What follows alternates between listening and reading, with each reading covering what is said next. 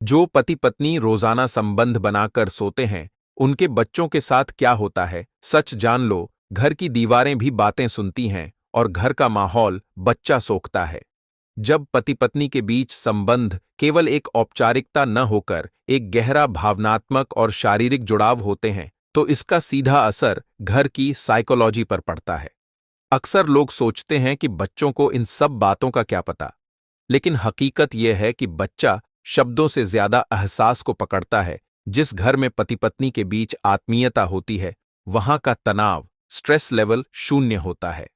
बच्चा जब सुबह उठता है तो उसे अपने माता पिता के चेहरे पर वो संतुष्टि और शांति दिखती है, जो उसे अनजाने में ही एक मानसिक सुरक्षा का एहसास कराती है।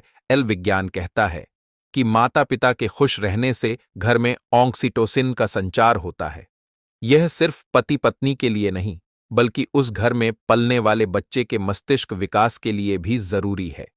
जिन घरों में माता पिता के बीच दूरी होती है या तनाव रहता है, वहां बच्चे अनजाने में एंग्जाइटी का शिकार हो जाते हैं। इसके उलट, जहां प्रेम और निकटता होती है, वहां के बच्चे ज्यादा क्रिएटिव और फोकस्ड पाए जाते हैं। उन्हें बाहर जाकर प्यार या सहारा ढूंढने की जरूरत नहीं पड़ती, क्योंकि उनका बेस यानी उनके माता पिता का रिश्ता बहुत मजबूत होता है।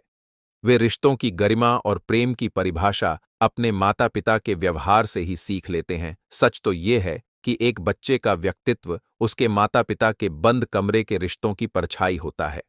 अगर पति पत्नी के बीच तालमेल और खुशी है, तो बच्चा रिश्तों को बोझ नहीं समझेगा। वह समाज में जाकर एक स्थिर और सुलझा हुआ इंसान बनेगा।